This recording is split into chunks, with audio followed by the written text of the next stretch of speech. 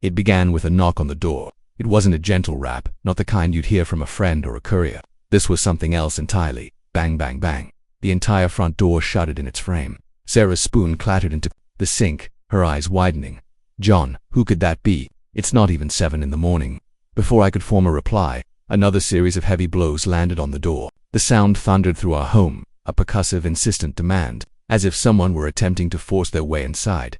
Then the voices started, abrasive and sharp. Open up, HOA inspection. Open the door now. A second voice joined, in deeper and colder. Immediate compliance is required. If you fail to open this door, we will escalate. A knot of dread formed in my stomach. I stood motionless for a beat, just listening. Sarah's hand flew to her mouth. John, that doesn't sound like the HOA. It sounds like, I know, I muttered, cutting her off. Stay right here. Don't move. I made my way to the door, each footfall feeling heavier than the one before. The pounding was relentless. My own pulse throbbed in my ears, a frantic counterpoint to the rhythmic thuds. With a click, I disengaged the deadbolt and pulled the door open just wide enough to see what awaited me. There they were. Formental, broad-shouldered and stern-faced, stood on my porch as if they owned the property. They were dressed in dark blue jackets with bold black lettering on the back, HOA Inspector, but they looked nothing like inspectors. Not in the slightest. Intricate tattoos snaked out from beneath their sleeves, their eyes frigid, assessing, almost predatory, met mine without a hint of civility. Their stance, with feet planted apart and shoulders squared, was a posture I recognized from my time in the service. Not one used by bureaucrats, but by men accustomed to projecting intimidation. The man in the lead took a step forward, his chin tilted in a gesture of challenge. He produced a folded piece of paper from his pocket and presented it like an official credential. His voice was low and flat, like metal grating on metal. According to Clause 7B of the HOA bylaws, we possessed the authority to detain any underage resident for a safety inspection. For a moment, the words barely registered. Detain, safety inspection. My jaw clenched. A primal instinct deep in my gut screamed that this was fundamentally wrong. I opened my mouth to argue, but before a single word could escape, 2 of the men behind him pushed past me, barging directly into my house. Hey, I barked, spinning around. What in the hell do you think you're doing? But I was too late. Their gazes were fixed on Ethan, my son, 15 years old, lanky and still bleary-eyed in his t-shirt. He was frozen in the hallway. His hair was a chaotic mess, a testament to having just rolled out of bed. He had no idea what was happening. One of the intruders crossed the distance in 3 long strides, his tattooed hand closing around Ethan's wrist like a vice. Ethan recoiled, startled, his voice cracking with confusion. Dad, what's going on? Sarah cried out from behind me, her voice sharp with panic. John, they're taking him. Do something. The man jerked Ethan forward, dragging him toward the door. My son's feet scraped along the hardwood as his free hand flailed. Dad, I lunged, but the second man blocked my path, his heavy arm pressing into my chest. His breath smelled of stale cigarettes as he leaned in and hissed, "Step aside. This is authorized. Authorized." I shoved back, fury igniting within me. "You have no damn authority in my home." Ethan stumbled as the first man pulled harder, hauling him over the threshold. The boy's sneakers squeaked on the tile. He was petrified, his eyes darting around, his breathing shallow and rapid like a cornered animal. Sarah was sobbing now, wringing her hands. "Please, don't take him. He's just a boy." But they were indifferent. They showed no reaction, not even a glance in her direction. The leader stepped forward, his demeanor as cool as ice, still holding that crumpled paper as if it validated his actions. "Cooperation is mandatory. Non-compliance will result in penalties." My fists tightened. Every fiber of my being urged me to act, to fight, to tear these men off my son. My mind raced, flashing back to my training, to every fight-or-flight scenario I had ever encountered. But before I could make a move, Ethan was pulled out onto the porch, the cool morning air hitting his face. The world seemed to warp into slow motion. Sarah's cries became a blur of sound. My own heartbeat pounded so fiercely it drowned out everything else, and in that instant, staring at these so-called inspectors with their sham documents and menacing faces, I knew with absolute certainty, this wasn't about the HOA, this wasn't about regulations, this was an ambush, and my son was the prize. I bolted after them, but the heavily tattooed man shoved me hard against the wall. My shoulder slammed into the plaster, dislodging a picture frame that crashed to the floor, shattering glass at my feet. Ethan cried out again, his voice breaking in a way it hadn't since he was a child. "Dad, please don't let them." Quiet. One of the men growled, twisting Ethan's arm higher behind his back. My boy winced, stumbling forward. Sarah rushed from the kitchen, her face a ghostly white. "Stop, he's a child. You can't do this." She grabbed one of the men, but he threw her off with contemptuous ease. She collided with the kitchen counter, gasping for air, tears streaming down her face. That was the breaking point. My blood turned to fire. I pushed off the wall and charged. "Get your damn hands off my son."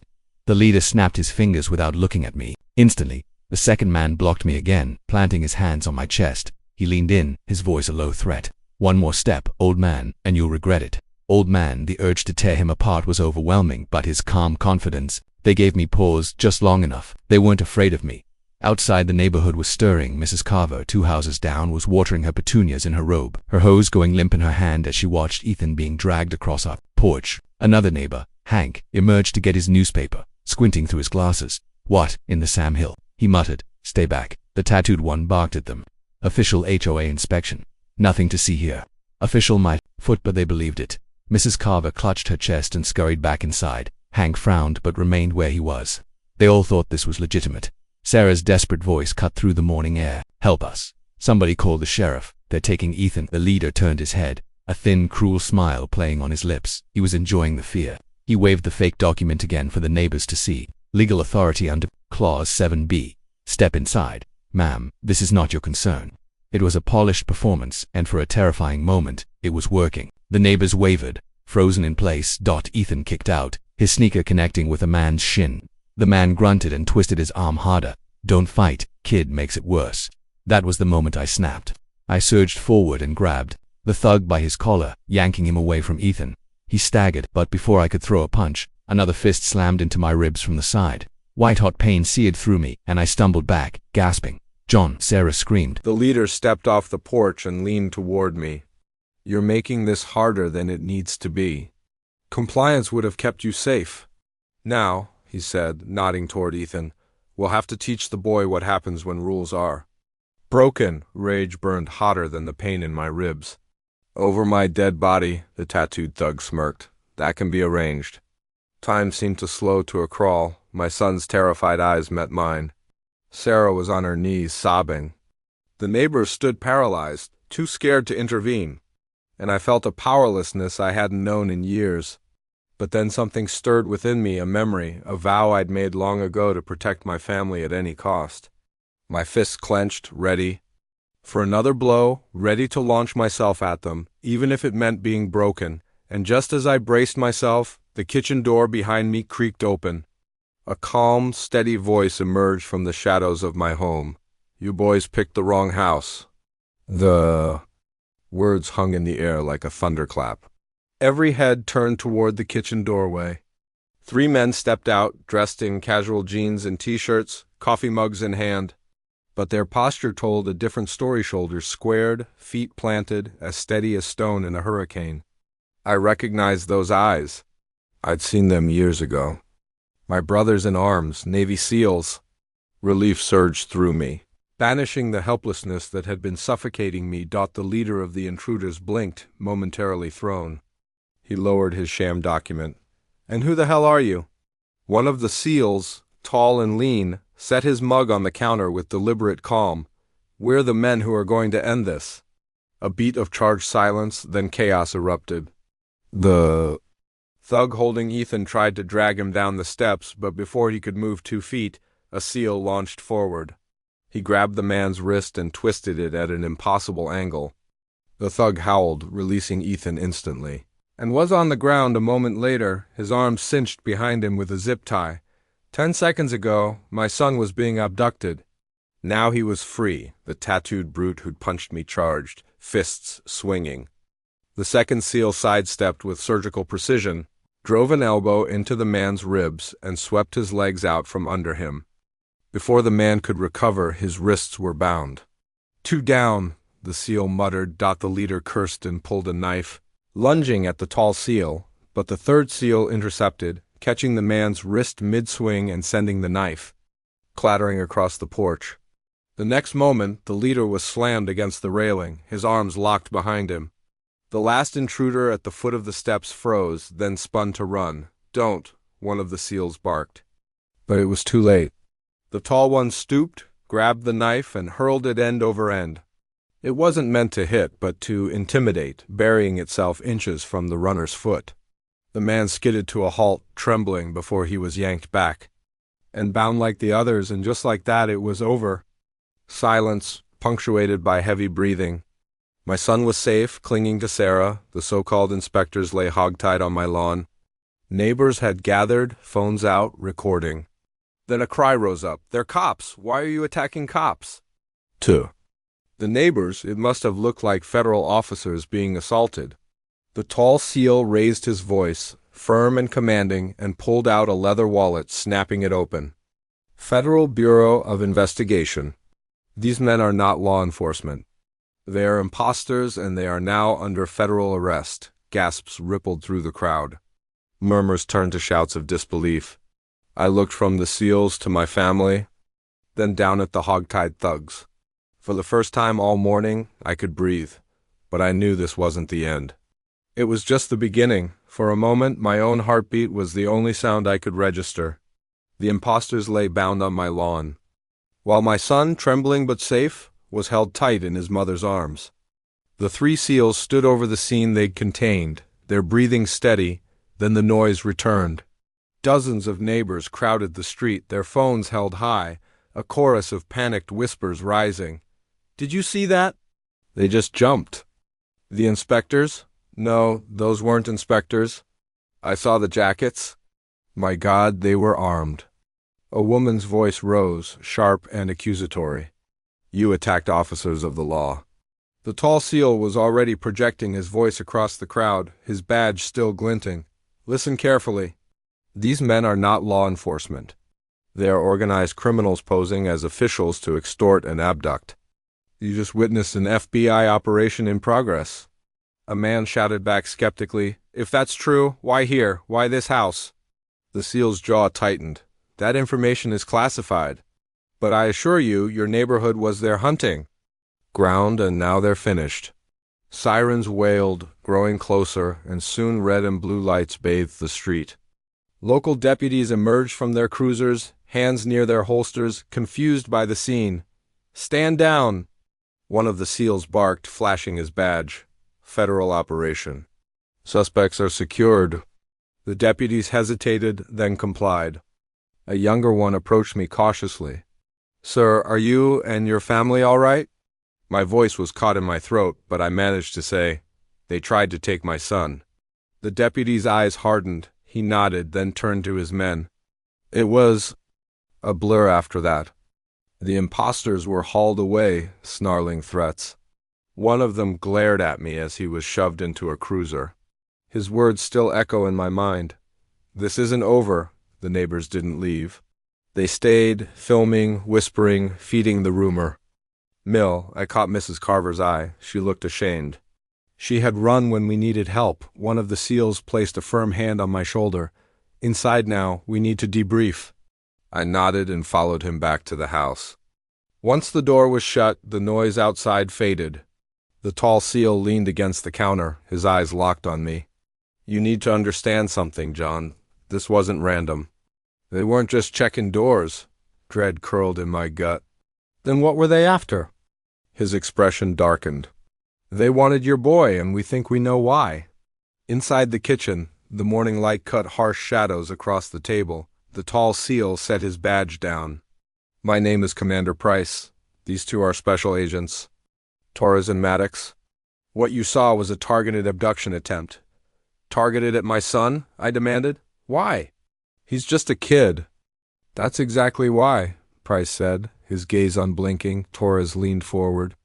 "These men are part of a network that poses as inspectors or utility workers. They identify vulnerable families, and then they strike." "Strike how?" I asked, my chest tight. "Abductions," Maddox said flatly. "Teenagers, usually boys. They vanish. We've been tracking the pattern. Different counties, same methods." Sarah's hand flew to her mouth. "My God." I slammed my fist on the table. "And you're telling me they picked my son? Why him?" "Because Ethan isn't random," Price said. "Someone fed them his name. Someone close enough to know he'd be home." Ethan's eyes darted to me. "Dad, did I do something?" I grabbed his shoulders gently. "No, never. This isn't on you." "There's more," Price continued. "We intercepted chatter last week mentioning this neighborhood and a boy fitting Ethan's description. We move fast, but not fast." "Enough. You mean they'll come back?" Sarah whispered. Torres shook his head. Not these men, but the network doesn't stop with them. Whoever ordered this won't just give up. So what do we do? I asked. We protect your son, Price said. From this moment, your home is under federal watch. Until we find the root of this. Ethan is a target. But we're just normal people, Sarah pleaded. The SEALs exchanged a look. We don't know yet, Maddox said. Could be mistaken identity, leverage, or Ethan might have stumbled onto something. Without realizing it, Price stood. One more thing. Not everyone in this community is what they seem. These men had help. Someone nearby gave them access. Which means, he paused, letting it sink in, your HOA isn't just incompetent, it's compromised. Sarah gasped. The floor seemed to tilt beneath me. And Ethan buried his face against her side, whispering the words no father should ever have to hear. Dad, are they going to take me away? I couldn't answer. Not yet. By mid-afternoon, our quiet street felt alien. Cars slowed as they passed, neighbors whispering behind twitching curtains. Not long after, a knock came sharp, precise. 3 HOA board members stood on the porch. John, said Mr. Harris, the president, his voice flat. We've had multiple reports of a disturbance. Behind him, Mrs. Danner pursed her lips. Some neighbors are saying your son attacked inspectors. The community deserves answers. My jaw tightened. Those weren't inspectors, they were criminals. That's not what it looked like on the video, Mrs. Danner sniffed. What video? I asked, frozen. A resident recorded it, Harris said. It's already on the HOA forum. From that angle, it looks like your guests assaulted officials. Officials? Sarah cried. They broke into our home. They tried to kidnap our son. Harris held up a hand. I'm here to remind you of the bylaws. Residents must not engage in conduct that disrupts the peace or reputation of the community. So you're worried about reputation?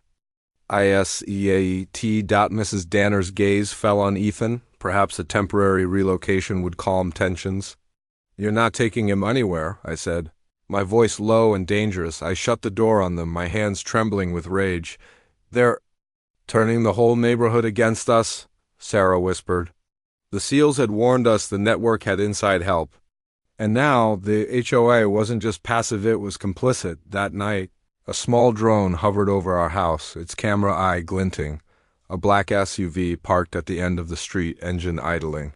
This was intimidation. Then the doorbell rang. On the porch was a small cardboard box. I didn't touch it. I called Price. Within minutes, agents arrived. Price examined the box, then signaled his men. They carried it to the curb. A moment later, a sharp boom and a flash of light rolled down the block. Flashbang, Price said, his jaw tight. Not meant to kill, just to terrorize. Not one neighbor came to check if we were safe. One of Price's men raised a rifle and shot the drone out of the sky. Price crouched to Ethan's level. They want to scare you. But you're not alone. We're here, nobody touches you. That night we didn't sleep. I lay awake, staring at the ceiling, Sarah's hand clutching mine. Through the walls, I could hear Ethan whispering to himself like a prayer, They're not going to take me. And I swore in the darkness, over my dead body, son. Over my dead body. The morning after the flashbang, the neighborhood felt colder. That's when my phone buzzed an unknown number. A gravelly, disguised voice said, They're not done. They're closer than you think. And one of your own neighbors is feeding them. Then the line went dead. A half hour later, Price arrived with surveillance photos, bank transfers, and HOA emails. The imposters have been using inside help, he said grimly. Access to rosters, schedules. That comes from someone with authority. He tapped a photo. Mr. Harris, the HOA president. He's been on their payroll for months. Offshore accounts, cash drops. He funnels them addresses, family schedules. Sarah gasped. Harris, the man who had quoted bylaws at us. Just yesterday, Ethan whispered, horrified. He lives right across the street. Which makes it easier for them to watch you, Price said. So you arrest him, I said. The old heat rising in my chest.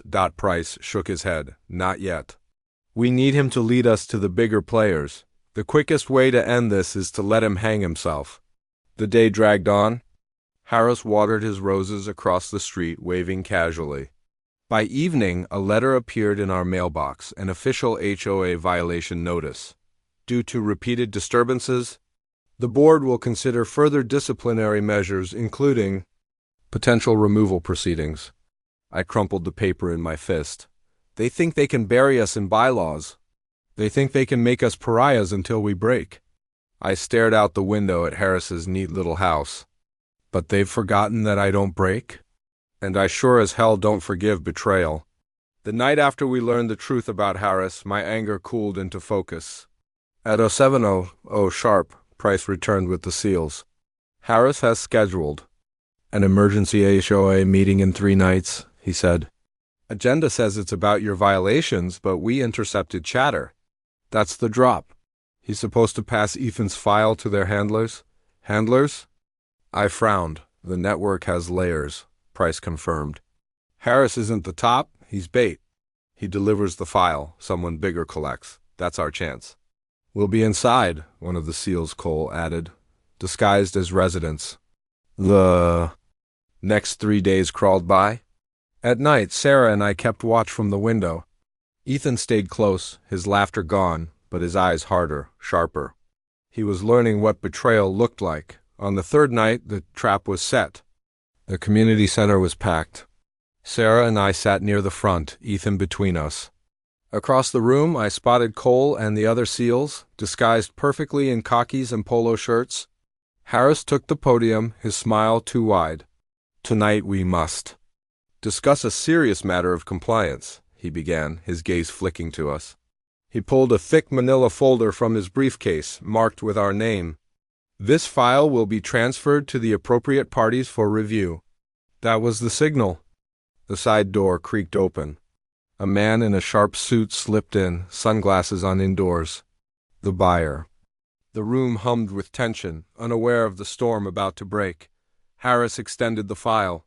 The buyer reached for it. I rose halfway from my chair before Price's voice cut across the room, calm but firm. Stop, federal agents. Hands where?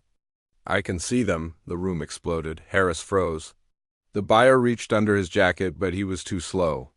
Cole had him face down on the floor in 2 heartbeats. Another SEAL had Harris pinned against the podium.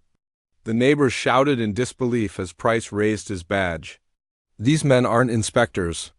They're conspirators and they're under federal arrest. The silence that followed was deafening. Every eye turned to Harris, his mask of a friendly neighbor shattered. Ethan leaned closer. Dad, they caught him. I swallowed hard. Yeah, son, but this was just the handoff. The real storm is still coming. Just as Harris was dragged away, the lights died. Total choking blackness. A door slammed shut from the outside. Then automatic gunfire rattled the window's warning shots. Everyone down, Price commanded. The SEALs moved like shadows, barricading the doors. Through the broken windows, I saw figures in black masks armed with rifles. These weren't amateurs. They were operators here to erase everything, the file, the buyer, the witnesses. All of us. The first breach came fast. A masked figure rushed in, only to be tackled by Cole.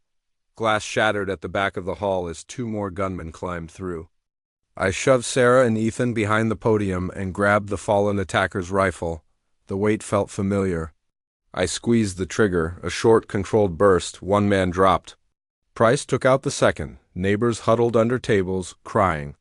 Harris, pinned to the floor, screamed curses. You don't know who you're dealing with. They'll burn this whole block down.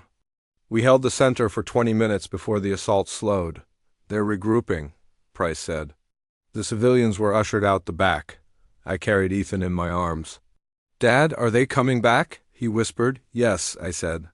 I wouldn't lie to him. Then I'll stay awake, he replied. I won't let them surprise us again. A boy shouldn't have to speak like a soldier. Back at our house, the SEALs turned our home into a command post. They'll try again, Price said, spreading a map on our dining table. Not here.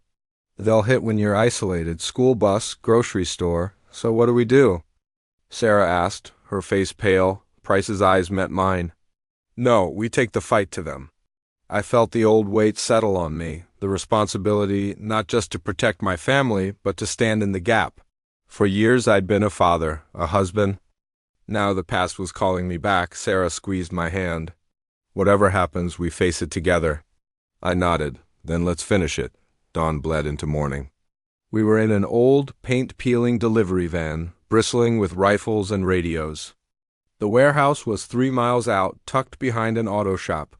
Intel showed 30, maybe 35 men inside. "This is their nest," Price said. We moved in silence. At the side entrance, Cole clipped the lock. We slid inside. The air stank of oil and cigarettes. Price gave the hand signal. A flashbang went through the doorway, followed by the seals. The firefight was fast and brutal. Room by room, we cleared the nest. They were mercenaries using neighborhood laws as cover for extortion and kidnapping. A klaxon blared. Steel shutters slammed down, trapping us. They swarmed us, a tide of masked men. Every corner became a kill zone. I fought like a man with everything to lose because I did. Images of Ethan's face burned in my mind. We breached the final chamber, a massive open floor. At its center stood their commander, a tall, broad man in a black mask. "So," he boomed, "you're the ones who embarrassed my men." "Drop it," Price ordered. "It's over," the man chuckled. "Over? This was never about your boy. He was leverage. The real game is bigger. We own fear." He raised his pistol. Everything slowed. I saw the flash at the muzzle as I shoved Price aside. The round tore a line of fire across my ribs.